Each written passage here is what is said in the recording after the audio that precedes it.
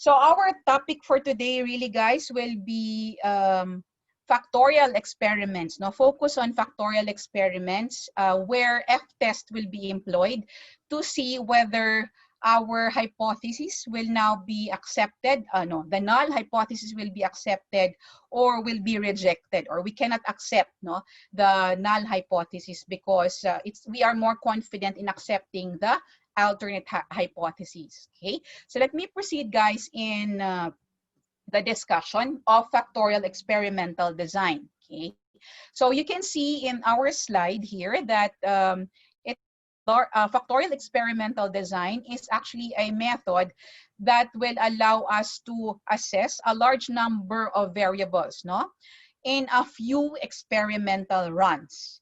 So going back to our factorial experimental design, let me just say it, guys, that factorial experimental design should allow us to investigate several factors, okay, with the least number of experimental runs, okay, basically, so that the investment in the effort as well as the time and resources can be maximized. We will be able to understand the effect of several variables using this kind of experiment. How several variables will be affecting our system. Okay. So in factorial experiments, guys, it's possible for us to actually determine what we call a main effect, okay, which is different in such a way that you're just looking at the effect of a factor to the response of your system. How does, for example, for example, your treatment has different factors like temperature, pressure, concentration. So in main effects, you are just looking at the effect of one of the factors on the removal, on the reduction of the concentration, for example, of a certain contaminant, okay? The efficiency of the removal of a certain contaminant. So that is what we call the main effect. You're just looking at the effect of a single factor.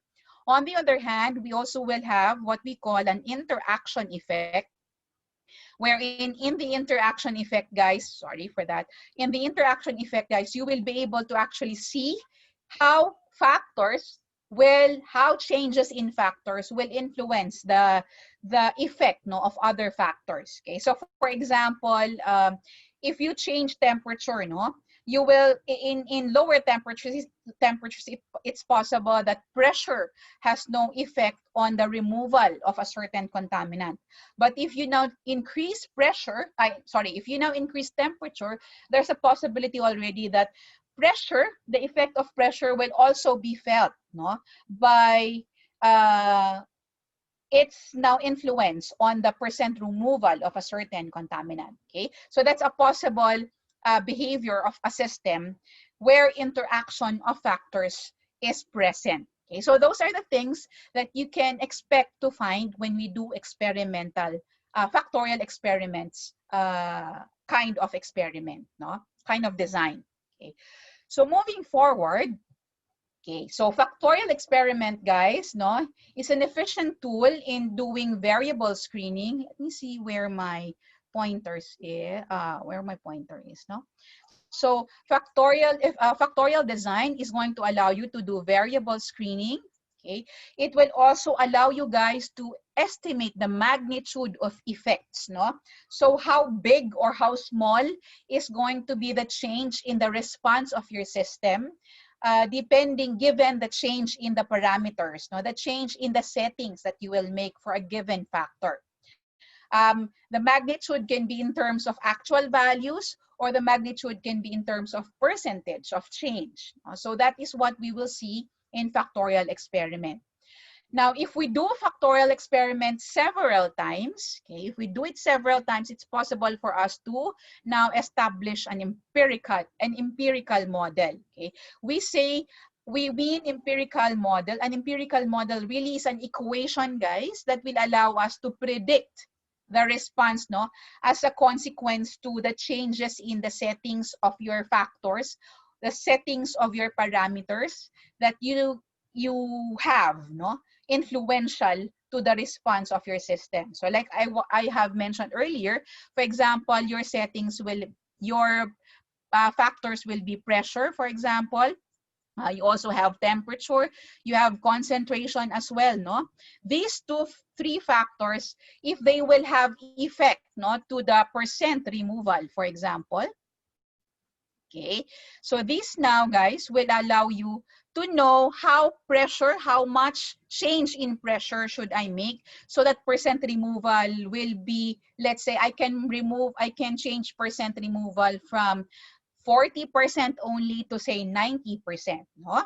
So this empirical model will allow you to change what kind of change should I make with pressure, how much change should I make with temperature, or how much change would I make with concentration, so that percent removal can be brought from 40% removal only to 90% removal, for example, okay, or 100%. No, normally it's not possible to say 100, but at least estimate 100% removal. Okay, so that is the kind of advantage that factorial experiment will do for us. No, it's not simply saying that there is significant difference, like what t-test is going to tell us, but it will actually tell us it's possible for us to design that kind of removal possible if given the settings I can make with the different factors influencing that kind of removal, no? That kind of performance that my system can do, okay, or my treatment can do. Okay, so that is the kind of benefit that factorial experiment will do to us. So moving forward, guys, an example of factorial experiment, no? A design of factorial experiment is what I'm showing here, what we call 2 to the k factorial design. Okay, so 2 to the k here can be interpreted by knowing what 2 means and what k means. Okay, so k here, if you go down our bullets, no, k here is an independent variable whose possible influence on a response variable is to be assessed. Okay, so when we say independent variable, guys, okay, this is the one that you will control. Okay, so as I've said earlier, okay, so this is the one that you will control.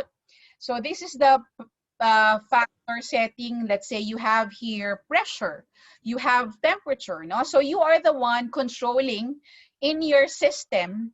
Okay, if I say I set my temperature at 70 degrees, then I actually set it, no? I do the controlling of that temperature so it reaches 70% before I start running, before I now start treating the system. Okay, so that is what we mean by independent variable. The response variable, guys, is of course the behavior that you're going to monitor. So if you remember, guys, our equation y is equal to, okay, a function. It is a function that's dependent to x. Okay, so basically, x is your independent variable because it's the one you are making the settings, you are setting, no? As you know what the settings of x are. And then y now is the value that you will calculate given your function where you will now put values of x in. Okay, so that essentially is your, this is now your independent variable, guys, and this is your dependent variable. So your y is your response variable, your y is your dependent variable, while your x, guys, is going to be your independent variable. Okay, the one that you're going to control. So moving forward, let me now explain what does 2 here mean. So 2 means really is a 2-level factorial design for the different k factors that you're investigating. So meaning to say, for each factor, you will have 2 settings, no? One setting we call, we now assign to be a high setting. The other setting is a low setting. Okay? So if you will read further down our bullet, no, runs at 2k different experimental conditions, which represent all combinations of k factors at high and low levels. So basically, the 2 there represents high and low levels. Okay, so I hope that's clear. Just interrupt me again, guys, if there is something that you would like to be clarified. Okay, so moving forward now to the next slide. It is here, you will see now, guys, that 2 to the k assigns a high level that's denoted by plus or +1. And then low level is denoted by a minus sign or -1. Okay, just to differentiate, no, or sometimes help us understand our diagrams, no, when we now put together the data, no, and present the data by showing what is plus and what is minus, high or low level. This also is important actually at the beginning, no, when we design our experiment, design the sequence of our experiment. I will show that in the next slides. Okay. So moving forward, this is now where I would like to introduce what we call design matrix. Okay, so the design matrix, guys, is a list of settings of each factor in a standard order. It also provides the factor information needed to set up each experimental test condition. It also shows us all the runs that can be done simultaneously or otherwise or in sequence. And design matrix is also one that you will use to randomize your experimental runs. Okay, so let me continue first before I ask you further, no? So in a design experiment where you will have 3 factors, guys, no? You have 3 factors with 2 levels per factor. You will now see in your design matrix 8 runs. And then moving forward, if you have 4 factors, you will have 16 runs and so on and so forth. So the design matrix will help you visualize the number of runs you will need for a given set of design of experiment. Okay, so you will know, that's easy to remember by, of course, not everybody knows how to do this. No, 2 to the 3 means 8 runs, 2 to the 4 means 16. So it's essentially really calculating based on this particular mathematical, ano ba tawag dito? Using the power, no, to the value of 2, basically. So if you have 5 factors, then you have 32 runs, and so on and so forth. My point here, guys, now is that if you have more factors, you will now have more runs reflected in your design matrix. And this is not yet considering, guys, replicates. Okay, so here, this is just the number of runs for a single replicate. So if you do more replicates, then if you say, I need 3 replicates, so that will mean for a 2 to the 3, mali. Tama, no? For a 2 to the 3 experiment, I have 8 runs for the first replicate. If I do 2 replicates, I will now have, of course, 16. If I do 3, of course, that will mean 8 times 3, you will have now 32 runs that you will now reflect in your design matrix. Okay, that you will now randomize in order to make sure that the bias is going to be minimized. Now, the error from nuisance factors will be minimized.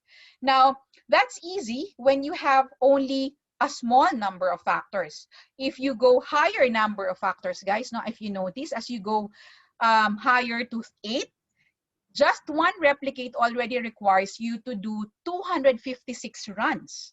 If you now replicate this, no, if you now replicate, just doing it by 2 means you'll have to do 562 runs. Okay, so guys, if you want to graduate, no, 562 runs for just 2 replicates. If you want to graduate with an MS degree in 1 year, I think this is not possible, because that will mean doing an experiment, 1 experiment a day will not be even, you will not even finish, no, in 1 year, given that you need to do 562 runs.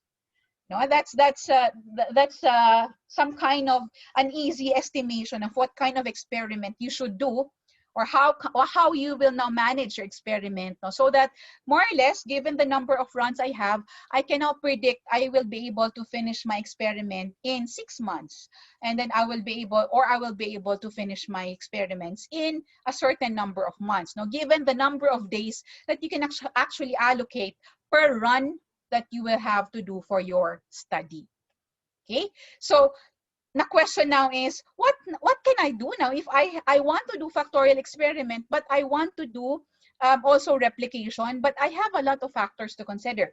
So there are actually ways of doing things, guys. No, I will show you other options later, but one of these methods is also what we call fractional factorial design. So it is actually a derivative of the factorial design of experiment, but you start with fractional design first, and then from there you now pick out what you will be able to do for factorial design, for a fractional factorial design. So from the 562 runs, you will now get a fraction of this, so that that fraction more or less can already represent the whole fractional, so the whole factorial design. Okay, so that essentially, guys, is the benefit of knowing how to do factorial design, because from factorial design you can actually have opportunities of doing fractional if there is too many factors you'll have to study, or you can also begin to, it also brings you to leading to it coming up with mathematical models that will allow you to predict more or less the response of your system, given now the settings, the differences in the settings, the conditions now that you will change on the parameters that will affect the behavior of your experiment, on the behavior of your system that you are working on for your experiment. Okay, so let me see what I have. Okay, before I proceed to this, guys, let me now just sige, let me proceed na lang to the next slide. So this next slide, guys, essentially is showing you the different factorial designs that will allow us to assess to do variable screening. And from these, guys, you can move on to the other optimization designs that will allow you now to come up with mathematical models, mathematical equations, and do some optimizations or predictions of how your system will respond, basically. Now, given our time limitation, I will just focus, guys, on our design of factorial experiments, and hopefully with this logic, it will now be easier for you to consider, to study the other designs of experiments for other types of factorial designs, like fractional factorial design or optimization designs of experiment. Okay? Nako. Sige, hayaan natin. Skip. Malinaw. I hope the one factor at a time experiment, more or less, gives you that idea of changing one factor per experiment. Okay, so as I've said, in this case, there is one experiment doing one standard temperature and pressure. And then now you run another experiment where you change the temperature to new temperature.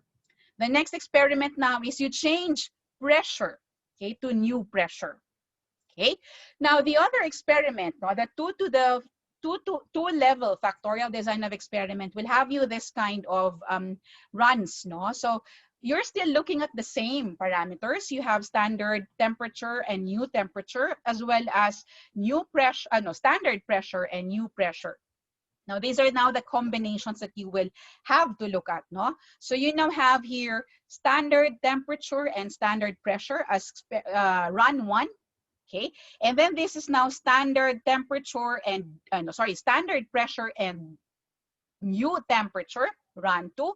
And then you have now here, guys, standard temperature and new pressure. And then finally, you have here new pressure and new temperature, right? So you have run 4.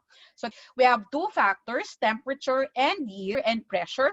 And then you now have two levels, right? High and low, or standard and new. Okay, so that's 2 to the 2 gives you now 4 runs, basically for one replicate. Okay, so you now have this data set, guys, For your run 1, you got a yield of 10, of course. It will not change even when you do it 2-level or one factor at a time type of experiment. Similarly, you have here the same, For this setting, you have yield of 7, and then here 11. The addition now, guys, is this particular new setting of that yielded you 12. At one factor at a time type of experiment, you did not, you missed this setting. But in the two-level factor design of experiment, guys, you now are able to see this kind of combination, no? And if you look at it, actually, it is the one with the highest yield. So this is one of the things that you might lose because you did one factor at a time type of experiment. And in comparison to the two-level type of design of experiment. Okay, so I hope that's clear. Again, just interrupt me when you now have questions with respect to this. Okay, so guys, just to clarify further, no, one factor at a time, no, that's OFAT, no, to some of you, will require the most number of experimental runs, actually, if you want to see a lot of different factors.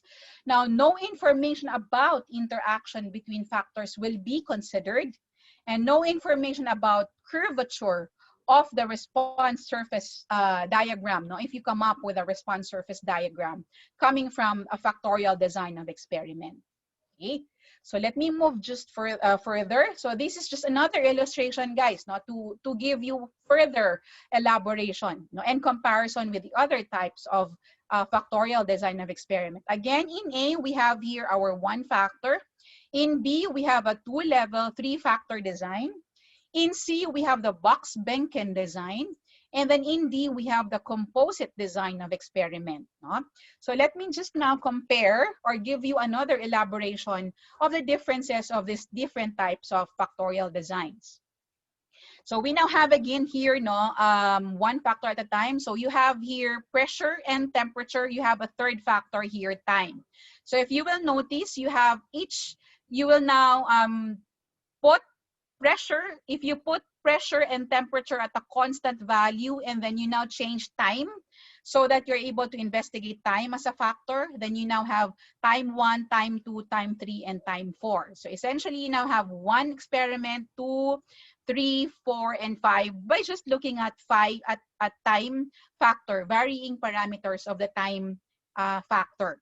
If you now check pressure, you now put into constant value time and temperature. Okay, so you now put time and temperature here at the same 0 position. And then you now have their pressure values change in the lower direction, okay, in this direction, okay, or in that direction, okay. So that's your pressure variation.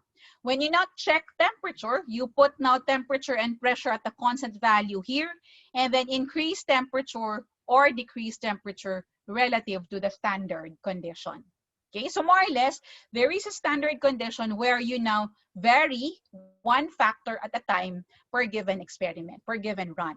Okay, now moving forward to letter B. Okay, so essentially, we're still following here. We're still investigating three factors. In a two-level, three-factor design of experiment, we now have 2 to the 3, making us now determine that we must have at least 8 unique runs. Unique by saying that you have different factors considered per run. Okay, so you now have here 2 levels per factor. So again, if we look at the horizontal direction, this is temperature, okay, in degrees Celsius maybe, and then the y-axis. So this one now is temperature 1. This one is temperature. Is that correct? That's pressure actually. Sorry, this should be pressure. No, this is pressure 1. Okay, and then at the back you have their pressure 2. Okay, and then on the other hand, the y difference now, this direction gives you now temperature difference. So this is temperature 1, and then this is temperature 2 setting. Okay, and then the bottom part versus the upper part gives you now time 1. Okay, time 1, and then time setting 2. Okay, so if you consider all different factors putting together, no, if we now put together all different conditions, considering the temperature, pressure, and temperature levels, you now you will now be requiring 8 different runs. So no, so here this will be, let's say this is, this could be, ano to nga ba? This is pressure 2. if we put this, we start with here na lang, no? With this corner over here, that could be temperature 1, pressure 1, and time 1. Okay, so moving in this direction will mean still, this is still pressure 1, but you're already talking about temperature 2, but still temperature 1. Okay, and then you go up the next setting, no? You will now have here, this will now become pressure. What is this pressure already? This is pressure still, pressure 1, but you now already have temperature 2 and temperature 2. So this level, guys, no? And referring to the vertical factor, no? So this is, let's say this is Z axis. So your Z axis from here is time axis, right? Yes. So in this case, what changed really is just time, therefore telling you that you are working at time 2. Your temperature and pressure is still at 1 at the first setting, at the low setting. This point over here tells us this is temperature 1, temperature 2, mali. Temperature 1, pressure 1, and time 1. Okay, this particular position. Moving in this or that, moving in the X direction or the Y direction or the Z direction means you are now changing a certain level of the factor. Okay? This direction from here, no, from again the same point earlier, if we change in the Y-axis direction, and we know from the previous from A, Y-axis is your pressure axis. So the Y-axis now from this point to this point is telling you that you change pressure from low value to high value. Do you agree with that, Kay? Did you follow? I think it's the opposite. How? Like pressure, is it from low to high, or from high to low? It doesn't really matter how you would like the change, but for as long as you know that you are changing pressure. So you can arbitrarily say that this is my low and this is my high, or you can Okay. also arbitrarily say that this is my low and that is my high. So it depends on how, it depends on the user, no? You can decide for yourself how you would like to look at it, but either direction, change in this direction will tell you change in pressure setting. Pressure. Okay, Is that okay? understood. Yes, Yeah. understood. So now the X direction is going to be change in temperature setting. So this corner here will tell us temperature 1. The next point now in the X direction will give us temperature 2. So effectively, guys, I will now have this point, no? This point over here. Okay, this particular point, guys, what will be the setting for this? Can I call Syra? Yes, ma'am. Okay. Time 2, um, temperature 2, pressure 2. Okay, very good. No, that is time 2, pressure 2, and temperature 2. Okay, so more or less, does anyone want to also clarify still? So effectively, guys, no, the point really now is that if you go over the effects of the settings, no, how the increase or decrease in the settings will change the response of your variable, with 2 to the k, guys, you will have just 2 settings per level. Unlike in one factor at a time, you did how many settings per level? You have 1, 2, 3, 4, 5 settings per factor. In 2 to the k, you're just looking at 2 levels per factor. Okay. Now, with each factor now considered, no, you actually will be able for a three factor experiment, you can come up with this box, no, with this cube, to give you the different settings, no, to indicate to you the different settings for your experiment. Okay, of course, this cube is no longer applicable if you have more factors than 3, because you will now be needing more access, no.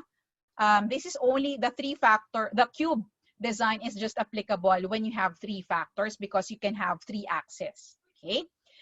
Here it is telling us that looking at the same set of factors and just limiting yourselves to 2 levels, you can have the same analysis and results by just doing 8 runs compared to the 13 runs that you will require if you do one factor, or that you may do when you have one factor at a time kind of experiment.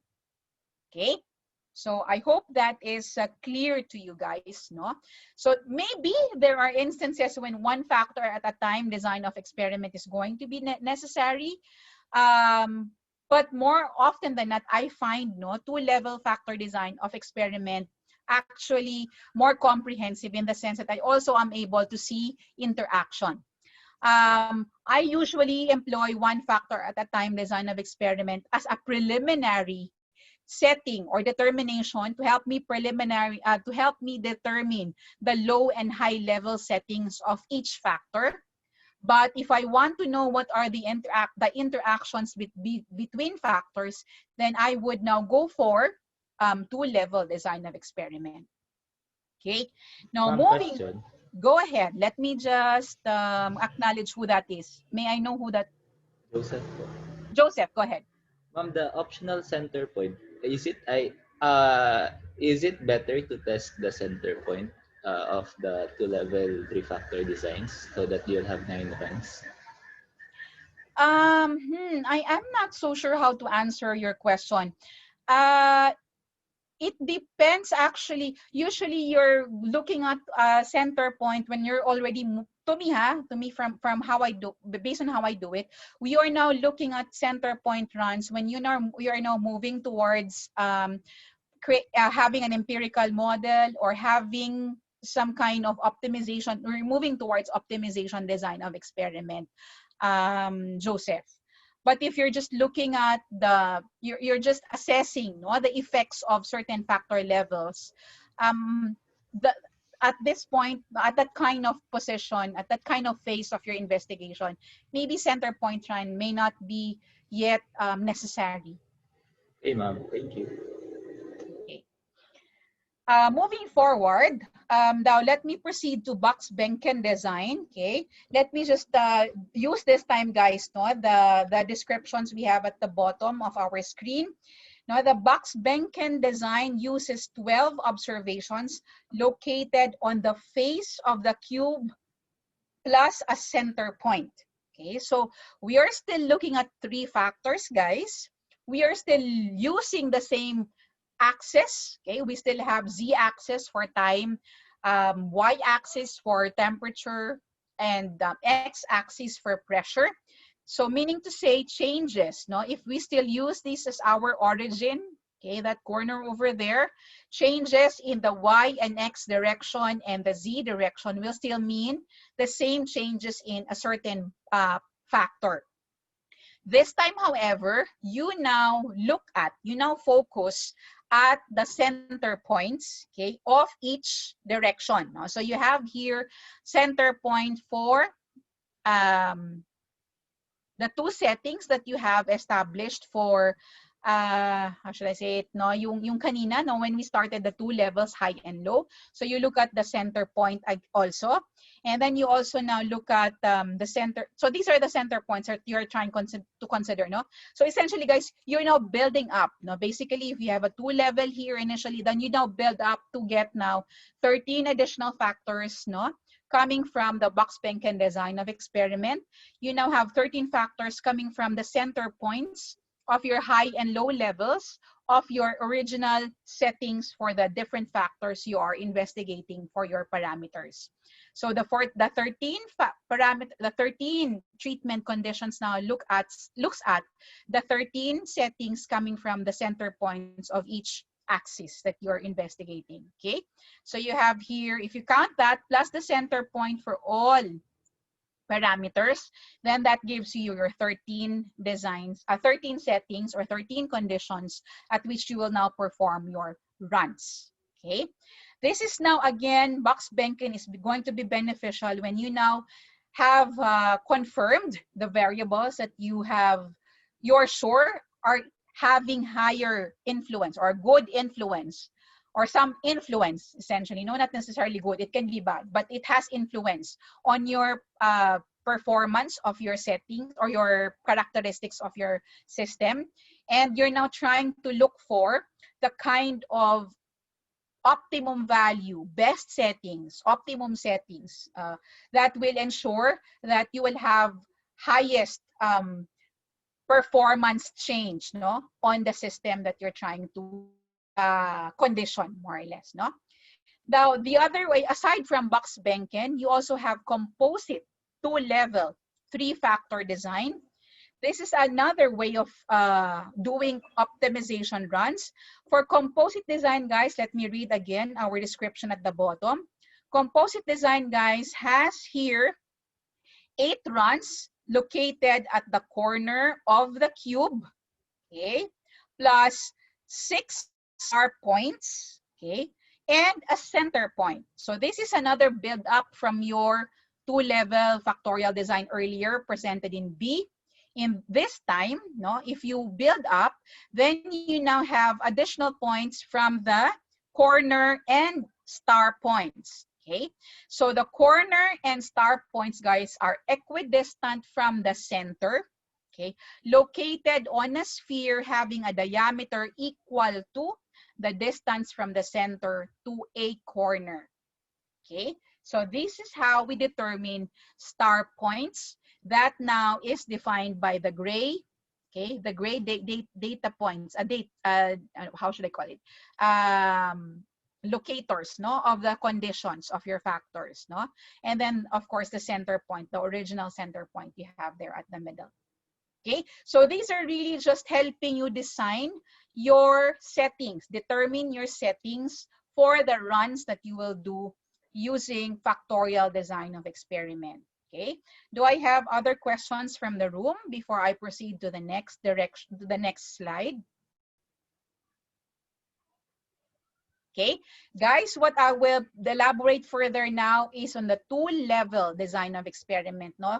Wherein here it is telling us that it is much better than the 13 runs or necessary when you do one factor at a time. It can be more economical, and it's also easier to build up on, no? So given this information, you can build up on your settings and proceed to box Benken type of optimization experiment, or to your composite design of experiment by just adding 8 more factors, no, or 8 more runs. 8 nga ba? 7 na lang pala, no? From the 8 you had originally, the corner runs that you did here in B, you can just add 7 more, no, to take into consideration the corner and star points from your design, no, from your as instructed, you know, in coming up with the settings.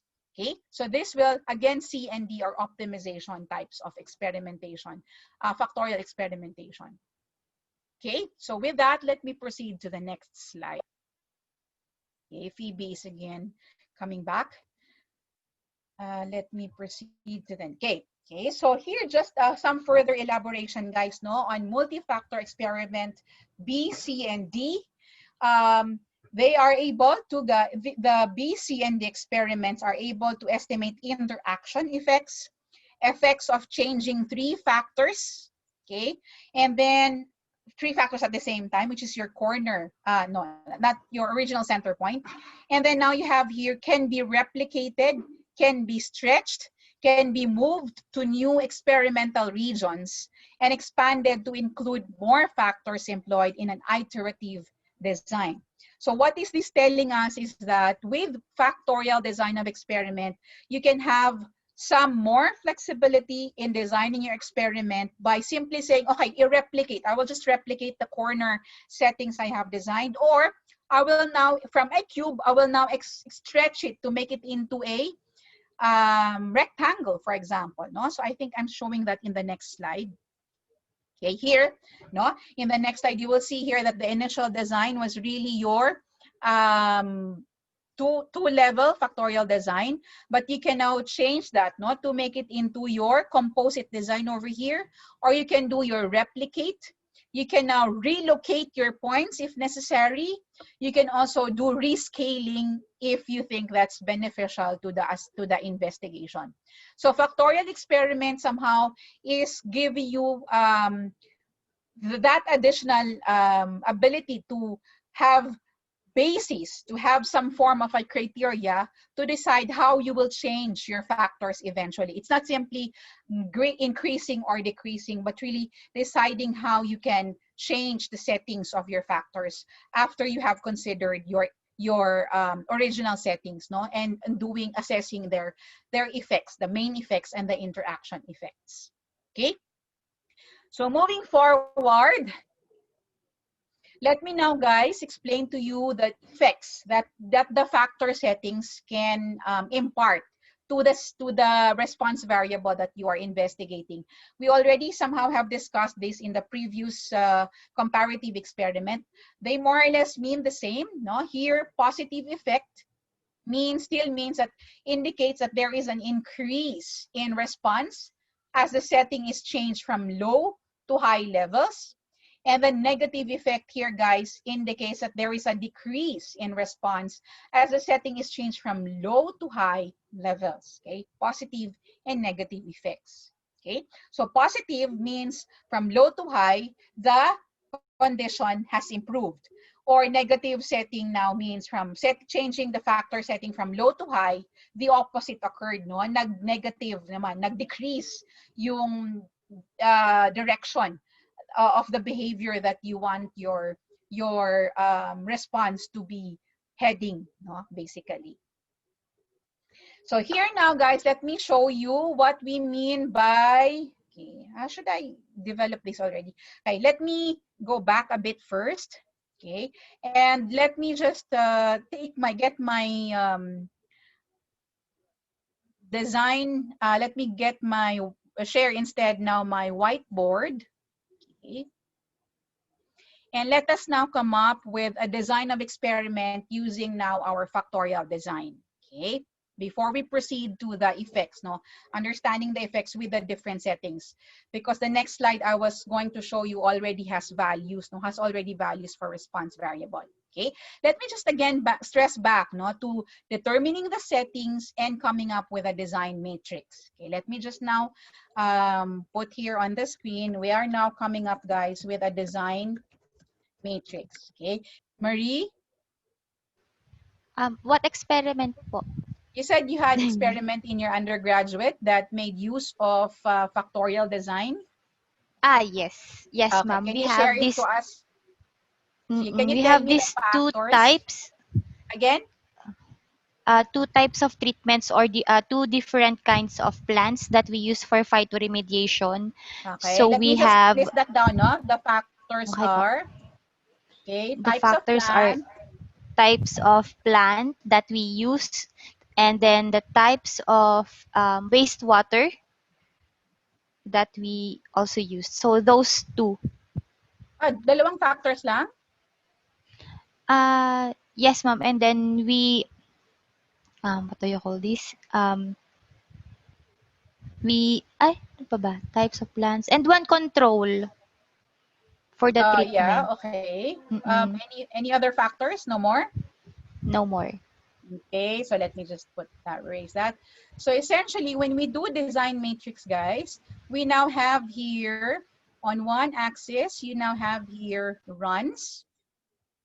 Okay, and then the other axis will give us, okay, the factors. Okay, so here we will have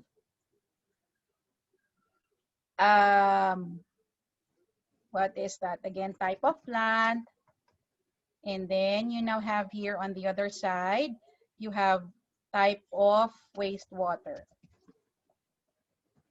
Okay.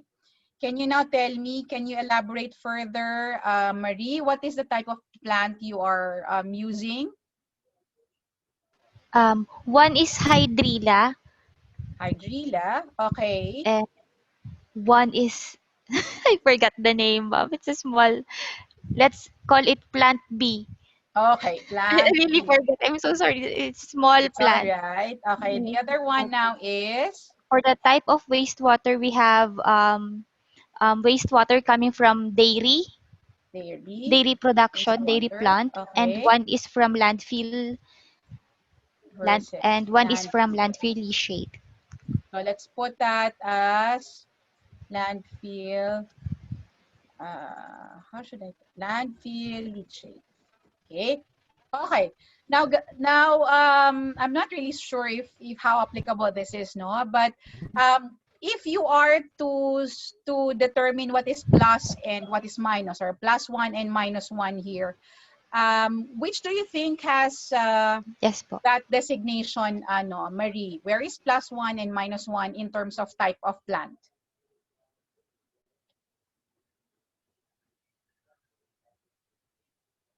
Marie, which one is plus? Which one is minus?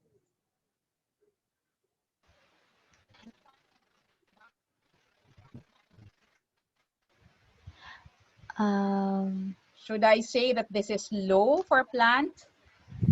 And then you now have here on the other side, this is now high setting. High. Is that okay? So Yes we are po. now saying more or less, Marino, that based from theoretical, ideally this should not be arbitrarily said, no? Parang more or less you have other literatures that are saying, no, that hydrilla is showing a lower ability to absorb, for example, a certain contaminant from the wastewater, but plant B has a higher ability to absorb. So that's why you're now setting them as low and high. Yes po. Okay. Now again, in terms of dairy, wastewater versus LF leachate, so let's now say that dairy wastewater is low because it has lower amounts of heavy metals, for example, while LF leachate has higher levels of Correct. contaminant, no? Like the one that, for example, heavy metals. Okay. Ideally, in this case, Marino, and for the rest of the class, ideally this should be the factors should be something that you can control. It will not be simply saying that. Okay. Okay, it should not just be showing you the different kinds, because if we are looking at different kinds, guys, I think comparative analysis is going to be more appropriate. For factorial settings, I think it should be something that you should control, like you put it at a low setting and a high setting. Okay, but nonetheless, let us say that these are the controls that you make for the meantime. So when we now look at plus minus, okay, so you now have here run one would mean for plant, for example, you assign, since you are now looking at run one, this is negative. Okay, this is actually -1.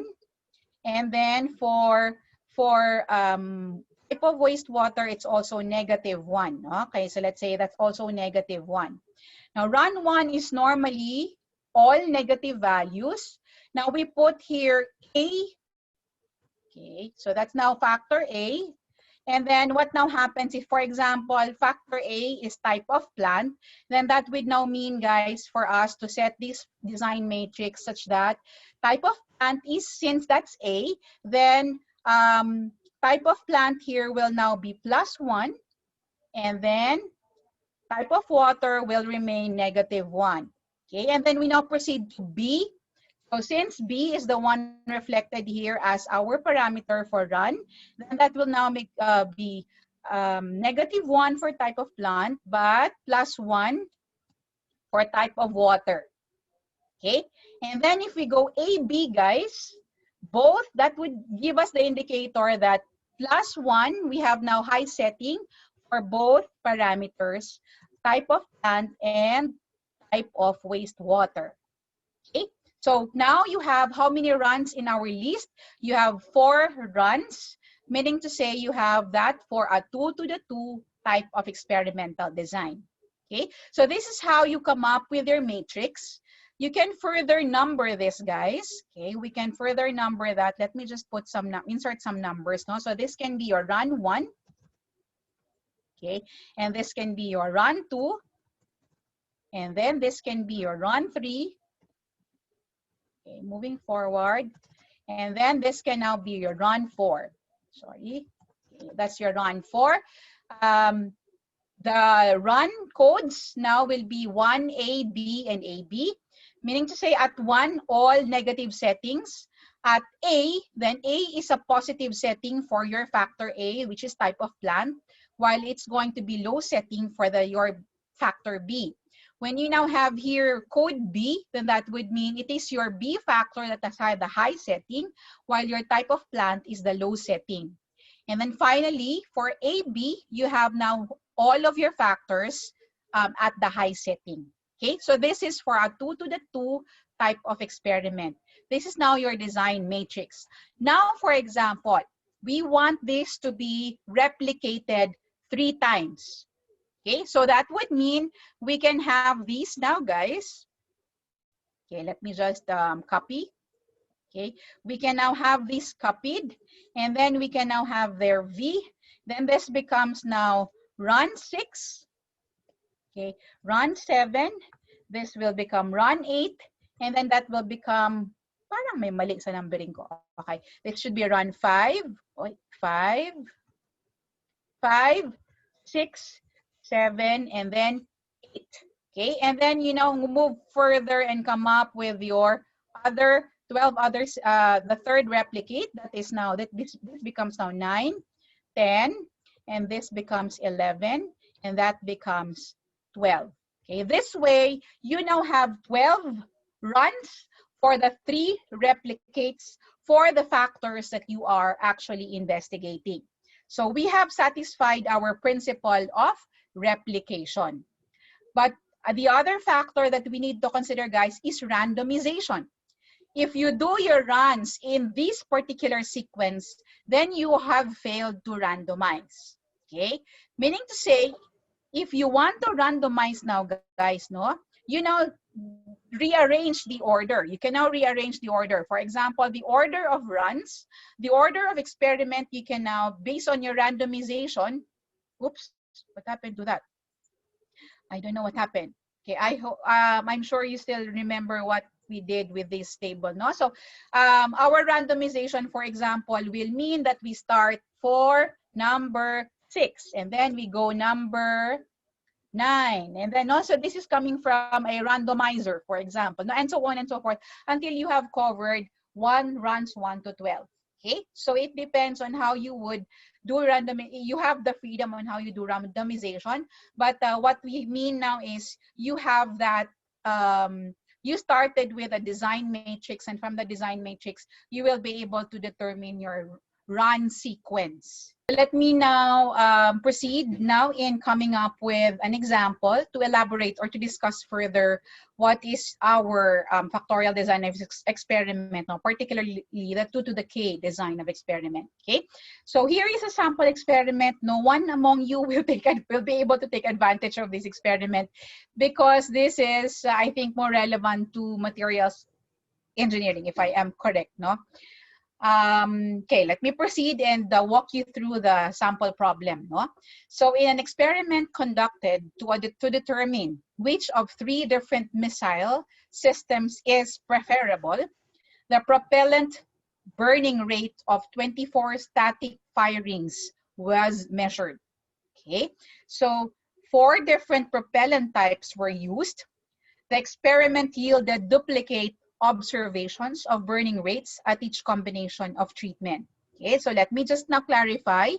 Guys, from this narration, no, or presentation of the problem, do we now understand what, or can we see where is our independent variable, our response variable, and how many replicates were performed? Can I just ask one of you or 2 of you siguro? Now, one clarification I'd like to make here, guys, is if you will notice, how do we have 2 factors, but can you tell me how many levels do we have per factor? Is it 2? Yes, go ahead, Joseph. 3 for missile systems and 4 for propellants. Okay, so that actually, this is now somehow is a deviation from the 2 to the k, but the concept applied, we will apply in the next calculation. It will still be the same, no? It will still be the kind that we apply to 2 to the k. So there are 4 levels for propellant type and 3 levels for the design for the missile system. So if you are now to go about coming up with a design matrix, by all means, we do now come up with all of the different settings in the same kind of matrix that I have illustrated earlier, no? You have factors on the top row, and then you have runs on the column, no? It's not just going to be easy to say that A and B, no, yung mga annotations that I made earlier, you have one having the lowest settings for all factors, and AB as the highest settings for all factors. It will not just be easy as that, because in this case there are not more than 2 levels in a given factor. Okay, but the concept is the same, guys. No? Let me now proceed, guys, to the next.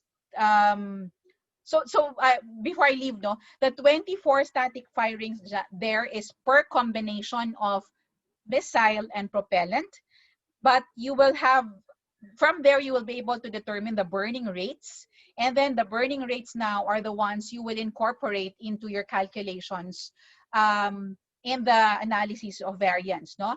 And then per combination you will do it twice because of the term duplicate. Okay, so with that said, let me proceed and show you our design. Okay, now in coming up with a design, we now have to start looking at our hypotheses. Okay, that's the first step in doing the design, no? So per setting, we now come up with our design of experiment, and starting with identifying our hypotheses. Okay, so here our hypothesis, guys, is going to be there are 3 hypotheses, because you have 2 hypotheses. I'm sorry, let me correct myself. There will be 1 hypothesis per main factor, and there will be now a 3rd hypothesis for your interaction of the two factors you're considering. Okay, so if we are now to look at our hypothesis, guys, you will have here now hypothesis for 1 factor. There is no difference in the mean propellant burning rates when different missile systems are used. Okay, so remember, our response variable is burning rates, and one of our main factors is the missile system. Okay, so now you are changing missile systems to check how it will affect the burning rates, but your null hypothesis, guys, is you're saying that even if I change the type of missile system, the burning rates will be the same. Okay, that's another way of interpreting your null hypothesis. The alternate to that is of course saying that one type of missile system will have a different burning rate, okay, compared to the others. Okay, so that could be your alternate hypothesis. Now we go to our second main factor. The second main factor is your propellant type. So here you will now have that kind of null hypothesis that goes like this. No, there is no difference in the mean propellant burning rates of the 4 propellant types. Okay, the alternate hypothesis to that could be one of the propellant types will have a different mean propellant burning rate. Okay, and finally, for your interaction effect, no, then you have there is no difference between the mean propellant burning rates from the different combinations of settings between missile system and propellant rates. Okay, and then the alternate to that will of course be one of the settings between combinations of missile system and propellant rate will give me the best burning rate, the fastest burning rate. Okay, so something like that, no? Or will have a different burning rate compared to the others. Okay, so those are now the ways by which you can set up your hypothesis. And in each hypothesis, we'll have always, for each setting, we will have null and alternate hypotheses. Okay, so I hope it's clear at this point for you. One thing that you also would like to clarify here, guys, no? Here it's already indicated the confidence level or the significant level. Okay, so your confidence level is 95%. Your significance level, guys, is 0.05. Okay. So as I've said in the previous discussion, once you've determined your hypothesis, then now you should be able to set up your significance level or confidence level. Okay. So moving forward, let me continue. Okay, these are just further elaboration of the how your hypothesis will look like. So the average burning rates, which is your Y, is equal for the different settings of the missile system. Similarly, you have there for B, the average burning rate for the different propellant types are all equal, no? For your null hypothesis for your factor B. And then you now have here your interaction parameters now for AB. So you now have different combinations, no? So you have here 1, 1, meaning to say missile type 1 and propellant type 1. And then you now have here missile type 1, propellant type 2, missile type 1, propellant type 3, and so on and so forth. No? You go through the whole combination and say that all of their burning rates are the same, average burning rates are the same. That is going to be now your null hypothesis, okay? So moving forward, let us now assume that we already have our burning rates. Okay, take note, we have 2 replicates, guys, for the burning rates that we have, for the experiments that we have conducted. So you will see in this table, there is now, this is replicate 1 for combination A1 and B1. So this is another way of presenting, no? For a 2-factor experiment, this is a nice way of showing your data or presenting your data, no? So for factor 1, you now have here combined with factor 2 B1, no? So this is the burning rate for replicate 1, and then this is now for replicate 2. Okay, so you have there all of the other values or burning rates for all of the other combinations and replicates that you gathered from your experimentation. Okay, so there are values that you can see that were measured, that were determined at the end of this of the table, no? So you can see here total for factors A, so that's total. You just simply add all of these all of the values. Let me change my pointer to laser pointer, guys. No? So this is your total for the different, if you add this together, no, this, you will end up with this total. And then the mean for that, of course, this total divided by all the runs that you were able to measure for A1, then that gives you 30.5. You can do for all the rows, guys, for all the settings and factors. And then you also have here for all of the settings, overall sum and then overall mean. These will all be important. These calculations, guys, will now be important when we now perform our analysis of variance. Okay, so these are hold on to that point of calculation up to this point. Okay, so Phoebe still keeps on being dropped, no? Okay, for some reason this got lost. Okay, this is just your null hypothesis. Okay, let me just proceed and elaborate further onto the analysis of variance. Now, given the values that you were able to obtain already from your experiment, now let me just provide some explanation on how we now treat analysis of variance in this kind of factorial design of experiment. Analysis of variance in this design, guys, really determines whether the means of 3 or more groups are different. Okay, so groups means different factors, different factor combinations, no? Are they different? Okay, that's now what is being done in ANOVA for factorial design of experiment. So they are all analyzed at the same time, know how they are different from each other. It's unlike our t-test where you do it one at a time, no? Pair by pair, basically. It estimates the amount of variation within treatments. Okay, when we say here within treatments, guys, let me now relate that to the run settings that we were talking about earlier. Some of you will also, we also use the term combination of settings for each factor, for the different factors. So that now is going to be the treatments, no? Treatment 1, treatment 2, treatment 3, and so on and so forth. That's also the same reference, no? So that is now telling us that analysis of variance in this case looks at variation within treatment, okay?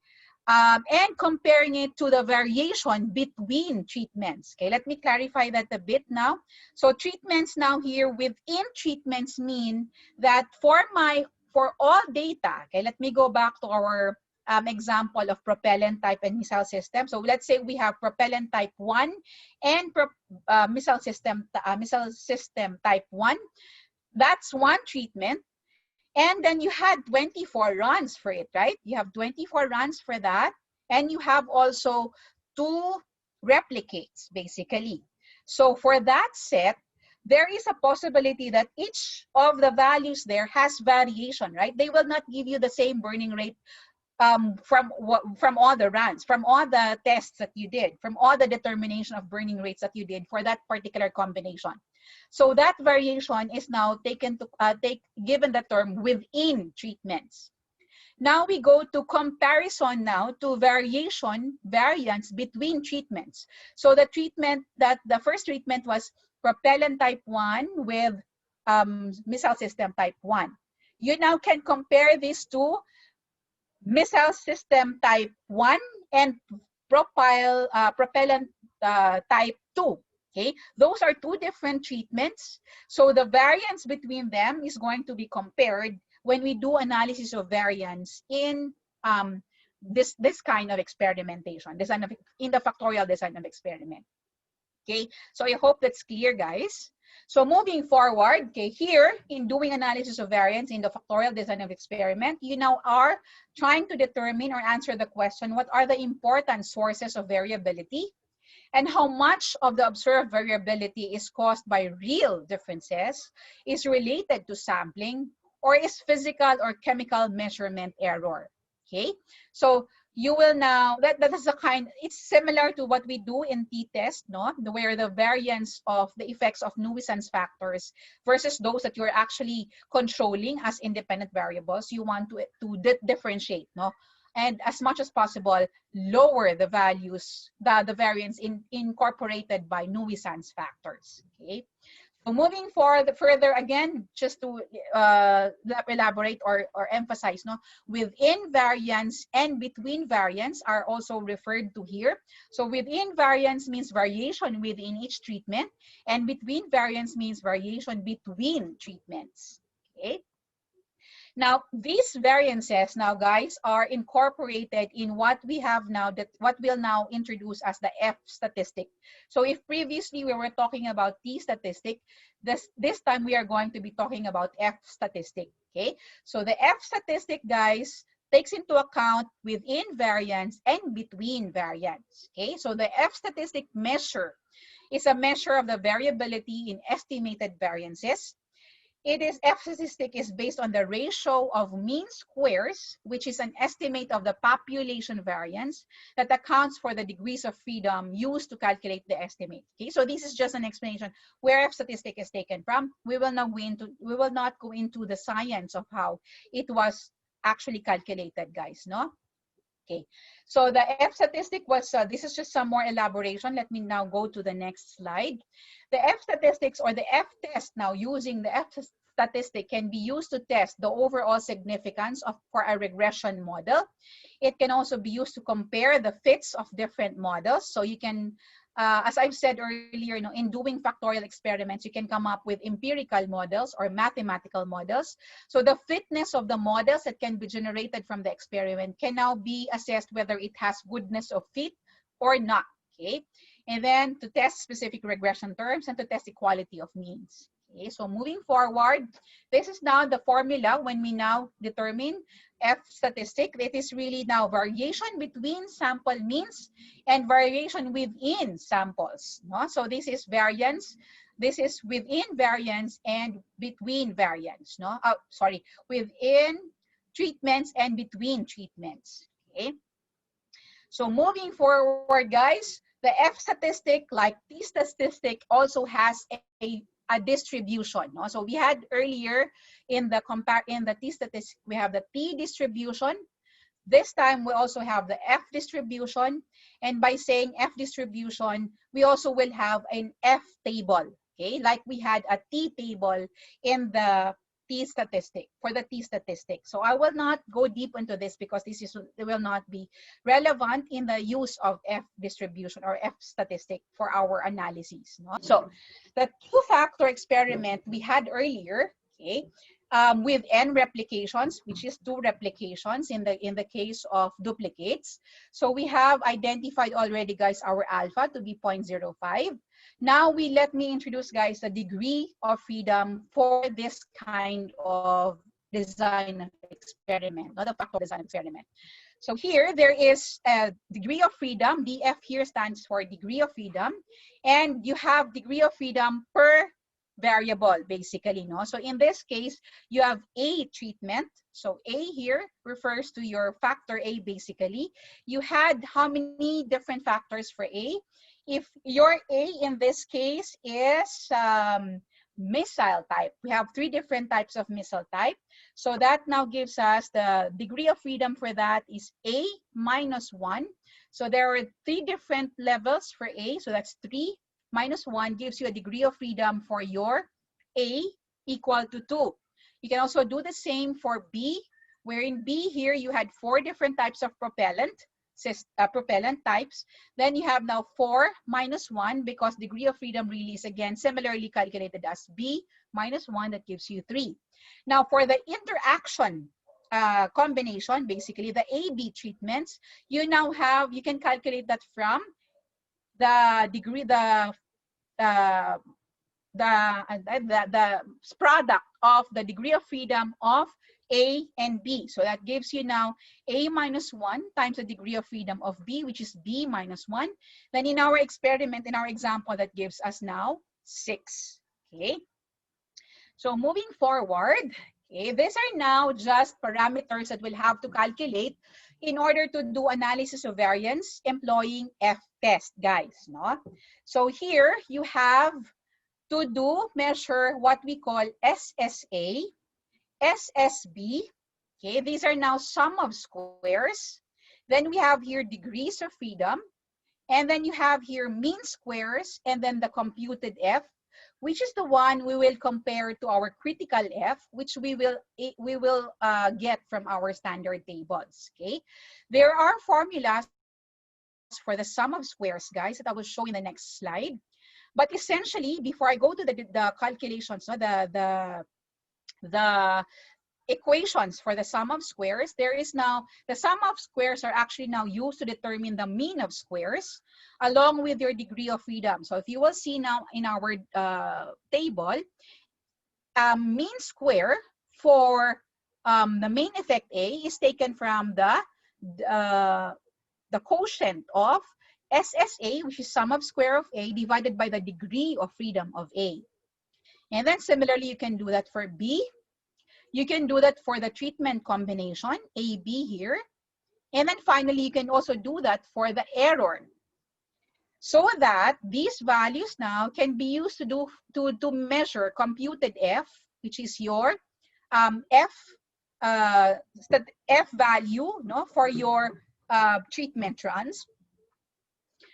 You now have here S1 squared, which is this value over here divided by that of the error for the whole between treatments, basically. So this is within treatment over the between treatments for A. This is the one. F2 is for B, and F3 is for the combination, or the interaction. This now we compare to the F value that we can get from the standard table. So in the standard table, we are now required to look for alpha 1, which is we have already identified, being 0.05 earlier. And then these are just degrees of freedom of your factor 1 and then your factor 2. Okay, so these values, if you will notice, guys, no, the degree of freedom can be different depending on what you are considering, basically. What factor you're already considering, no? So it was easy in this case because we're just looking at 2 factors, okay? So moving forward, let me now explain how to make use of the degree of freedom and the critical factor, the F values, in comparison to the critical F values that you will get from the standard table. No? So for the standard table will give us the critical factor. So in the case of the factor A, we now have here 3.89 as the value that you get from the standard table. For factor B, you have here 3.79. And for the treatment, we now have here 3.0 as our critical factors that we got from the standard table. Okay, so moving forward, let me continue to the next slide. Yes, you're raising your hand, Joseph. Ang question po, Go yung ahead. sa F critical po, but yung degrees of freedom yung una, tapos yung pangalawa po, yung 12. Ano pong Ay, sorry. yung 12 na value? The V2, the degree of freedom here, the new 2 actually, no, is a degree of freedom, okay, that will be associated to, if you will look at this bullet over here, at the second bullet, there is the second degree of freedom will always be due to the error in random sampling. So that's coming from, for this case, no, AB times N minus 1. So this will be more of the treatment levels that you have for the different factors that you have. And then N here essentially is referring to the number of replicates that you have for your treatment combinations. In this case, no, we have 2 replicates, so that's going to be 2 minus 1. Okay. Did I answer your question? Yes, ma'am. Thank you. Joseph, okay. So moving forward, let us now continue to solve for the F values for our respective data. Okay. So again, this is our table. Here we're showing you how to determine, or showing you the degree of freedom for our different elements in our tables, for our main factors and our interaction, and then our error here, guys. And then you can also solve for your SST. Okay, the SST here, you have total. So the equation for that is shown in the table. You have A times B times N minus 1. So that gives you now 23. Okay, so this is an additional formula that you can obtain for this particular table. Okay, so moving forward, let me now continue to give you the formulas for SSA and so on, no, for the sum of squares. Don't worry, guys, I don't expect you to memorize this, because these are actually already automatic. If you do Excel, or if you're familiar with Minitab, there's also a way of calculating this automatically. Or if you're familiar with Design Expert, there's also a way for you to do this automatically. I just want to go through this to provide some elaboration on what are the elements of our calculation when we do perform analysis of variance for factorial experiments. Okay. So here, you see, as I've said, you see the degrees of freedom and then the critical values that we got from our standard table of the F distribution, or the F statistic distribution table. Okay. So these are the formulas for the SST, SSA, and SSB. I will use this formula, guys, in the next slides, applied to the values that you have shown for our experiment, no, on burning rates. Okay, so it will not be daunting. Just simply looking at all the letters, the Greek letters, somehow is going to give you that impression that it's tedious in a way, no? So these are just the equations that are employed basically. Let me now just show you how it is applied to our values. Okay, these are our values now, which you have seen in the standard table. Let me now continue to the slides here, where you will be seeing SST calculation. Okay, so SST calculation, guys, using the equations earlier that was shown in the previous slide, gives you this value. And then SSA, then you have now for SSB, and then you now have here for SS of AB, and then you now have here, guys, for your error. Okay, so again, you can always go back to our slides to look at the equations. But as I've said, the calculations of these sums of squares are actually automatic when you use Excel and when you use Minitab and Design Expert. Okay. So after coming up with all of these sum of squares, we can now put them back into the table. Okay, this is now our table. So these are the ones that we required you to use the formula. This one we determined earlier. This one, remember, this is this divided by, sorry, this one basically is this, okay? Sum of square divided by your degree of freedom. So you get this value. And then after you get this, all of these values for all our effects, then we are able to compute our F for our different factors. So you have these, this is essentially coming from this divided by this, basically, guys, no? So that gives you this value, which we now use to compare to our critical F, okay? So if with critical F, okay, with critical F, now guys, I'm not sure, go ahead, sorry, Phoebe, Phoebe's coming back again, no?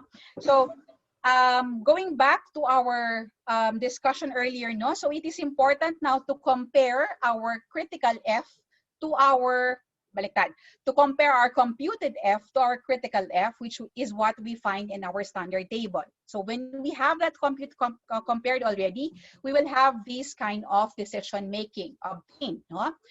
Since F1 is equal to F5.84 and is greater than your critical F from the standard table, then what we do now is reject H0 or our null hypothesis for propellant type.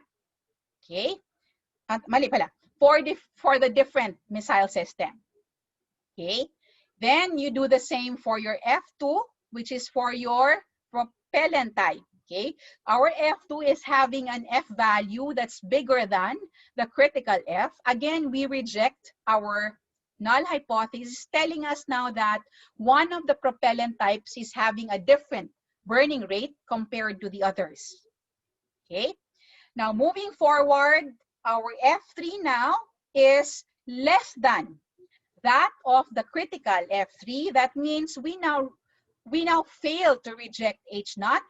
Meaning to say the interaction of propellant and missile system is not significant in this experiment. Okay, so I hope that is more or less clear to you guys. Okay, so if there are no clarifications to that, no. So in this case, guys, the bigger the value of F is, that means it means rejection of our H0. If you recall, when you did p-value analysis with Doc Rod, the smaller the value is of p to the alpha, which is our significance level, then the more significant is, that's when we are able to reject our H0. Okay, so those are two different, because in this experiment, you can also calculate your p-value, but here I'm just showing you how to use your F value. Okay, so the F value, the bigger it is, the easier it is for you to reject your null hypothesis. Okay, so moving forward now, guys, let me provide you some tools in order for you to, given your assessment now of saying that my A factor and B factor are actually saying that they are significant, but my interaction effect, they're not significant. Okay, so let me just show you now here some analytical tools that you can generate from design of experiment, that's factorial type. And there are several in the list here, guys. Now, if you will look at the list, there are 7 of them, but I will just discuss, guys, for our class, numbers 1 to 3. Okay, but by all means, you can read from our reference numbers 4 to 7. So the main effect plot, guys, okay, if I may just go back to the, okay, it plots the mean response values at each level. So if you will notice here, one of the factors, okay, this is already not our example earlier, but if we put here our example earlier, this could be propellant type, no? Here, the x-axis could be propellant type, or it could be missile system. And then you now have here on the y-axis, in this case, this is tensile strength, but for the experiment we had earlier, it can now be your burning rate.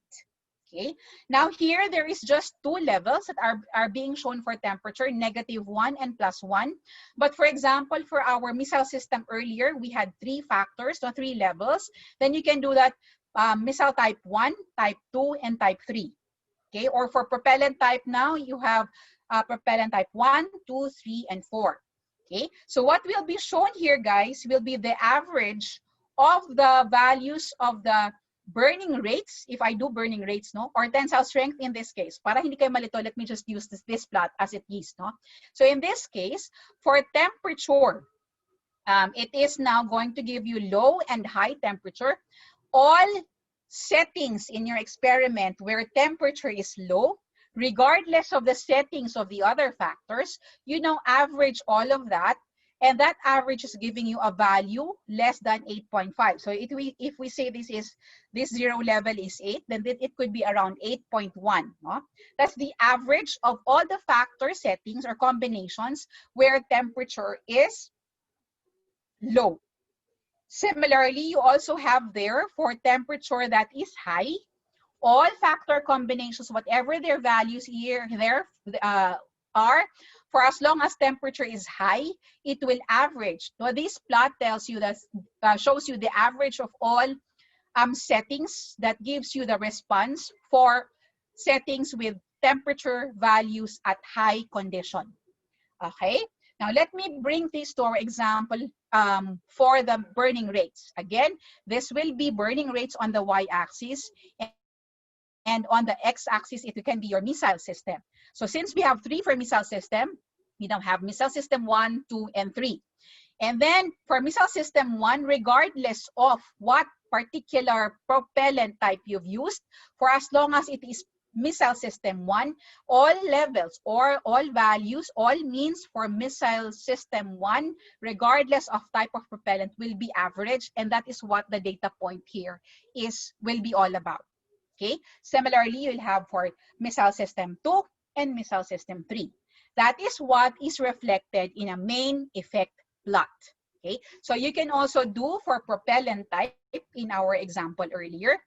And in that case, it's going to not be discriminatory in terms of missile system. It will just be discriminating how one propellant type versus the other propellant type will behave. Okay. Just to elaborate further, is really the main effect plot is used to compare the relative strength of the effects of various factors per factor. Okay, not all together combined. It's per factor. But each factor now can show you, no, if you put, for example, side by side here, no, propellant type, and beside it, you can also show missile system. So you can see how this linear plot here is leaning towards how it is sloping, no? Of course, the higher the slope, okay, the more steep your line is, means that the change in the factors is significantly has a very high impact or high difference relative to the burning rate that you are measuring or observing. Okay, so you can put them side by side so you can see how each factor are actually in terms of influencing burning rate or influencing tensile strength in this case, no, are having. Okay. So if I move forward, guys, just to tell you further, no, there are things that you can take note of from your main factor plot. Okay, one is the sign and the other is magnitude. Okay, so the sign here is showing you the direction of the effect, whether it is going to show you an increasing effect. So in this case, this is the increasing. But if it is sloping the other way, no, the opposite in this direction, that would mean decreasing. That's the negative effect, that negative, the positive and negative effect that we're talking about earlier. The other thing that you can measure is, of course, the strength, no? As I've said, the higher the slope, the higher is its influence on the response variable that you have measured for this particular experiment. Okay. So now let me proceed, guys, to what we call interaction plots. Okay, interaction plots, guys, if you will look at this plot, here means that responses of 2 factors at all possible combinations of their settings are shown. All here means because we are talking about the y-axis, the x-axis now as one of your factors, And now, guys, so if we're talking about here your propellant type, then you can have all 4 factor settings listed here. And then the types of data representation, the legends here actually shows you the effect of factor A versus the effect of factor B. So there you will see that at high settings versus low settings of A, there is a different effect on the mean response of whatever value you're looking at. No? In our example, again, we were looking at response of burning rate. Okay, so you will see here the response, the interaction between your 2 factors. Okay, if I now move forward, just guys, no, there are 2 possibilities that you can find when you now look at or prepare an interaction plot. One is you have a parallel line, and then the other one is you will have a non-parallel line. When you have a parallel line, that will tell you that there is no interaction between your factors. Okay, that would further mean that change in the response from low to high level of a factor does not depend on the level of the other factor. Okay. Now, non-parallel lines, however, is going to tell you that there is interaction between factors. No? This now gives you some discussion or explanation that there is greater degree of the discussion such that the greater the degree of departure from being parallel, the stronger is the interaction effect between your factors. Okay, so let me show you guys this elaboration in the next slide, okay, by showing you what we mean by synergistic and antagonistic interaction. Okay, here, synergistic interaction is showing you here, or described here as the lines of the plot do not cross each other in your plot, basically. No? The lines are not crossing each other, unlike the one that I have shown you in the previous slide. Okay, so here the effect is synergistic. Okay, if I move forward to the opposite, of course, it's antagonistic. Okay, so the antagonistic interaction, guys, gives you that meaning that the change in response for factor B at low level is high compared to high level. Okay, further, if you look at it now, factor B is less sensitive to variation in the mean factors at high levels of factor A. So let me just go to our plot to elaborate that further. Okay, so at high settings, or let me start with low settings. At low settings of A, if you will notice, moving from low setting of B to high setting of B, there is a large difference in the mean response.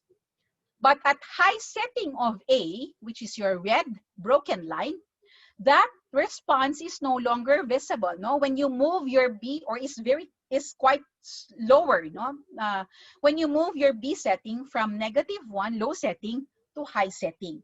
Okay, so that is an example of an antagonistic effect. No, so it's not always there is that possibility that your observation at one setting of your factors, no, to the response of the other factor, to the influence of the other factor, will not be similar when you change the setting of the other factor. Okay, so medyo confusing, but this will be, I think this is much easier now, guys, now when you have exact values or exact parameters that you're looking at. No? But there is what we call synergistic and antagonistic interaction between factors if you have interaction plots. No? Now, let me just go back to our example earlier of the burning rates. In the burning rate example, remember our interaction factor is not significant. Therefore, having said that, having realized that, there is no importance for you anymore to actually show an interaction plot. But it is important for you guys to show the main effect plot, because your main effects are telling you that their effects or their influence to the response are significant. Now, however, if you have an experiment that also says that even your interaction plots or interaction effects are significant, then there is not now that necessity for you to show an interaction plot. The other possibility also is your main factors are not significant, but your interaction factor is significant. then in that case, you don't need to show a main effect plot, but you have to show your interaction plot and discuss that in your results. Okay, so I hope that is clear, guys. So moving further, this is just the last discussion point for today. This is just the cube plot. No? In the cube plot, guys, remember, this is quite similar to the factorial settings that we have discussed earlier. No? In the cube plot, you actually have your settings represented. No? Here, you have tool geometry, cutting speed, and cutting angle represented by your axis. Okay, so now for the different settings of your different factors and different combinations, you now have presented here the mean of the values that you were able to obtain for that particular combination of factors. So having a cube plot, guys, no, it displays all the averages at all combinations. And here it can easily determine the best and worst combination of factors, no, by actually seeing where is my highest value of my response, if that is your desire, no? So if you will look at your plot, you will now see that this particular setting over here gives you the highest response, and the lowest response, guys, is actually observed by this treatment combination or factor setting combination. So if you're moving towards optimization, this kind of cube plot is very, very important. Or this is going to give you some kind of convenience, no? Because you'll know how to manage your settings, okay? Or how settings will be adjusted. Okay. So with that, guys, I would like to skip these subsequent slides, no? These subsequent slides are just guide questions to help you decide what kind of experimentation will help you use t-test or f-test, or comparison type of experiment or variable types of experiment, no? It will also further help you decide whether you do variable screening or you do factorial analysis to be able to come up with some equations that will help you predict, mathematical equations that will help you predict your response variable. And lastly, guys, there are the other questions that will be more or less helping you decide your experiment, guys, is to actually assess the model, the empirical model or equation you have determined, whether your equation now can have some value parameter estimation that you can get from fitting to your data set some empirical models, no, and obtaining these parameters, no, the exponents basically, no, or some particular settings that will allow you to obtain a certain desired output, a desired result basically. Okay, so with that, guys, I would like to end our discussion by showing you these references and also opening the session to our question and answer. No, with that, I will already pause our recording.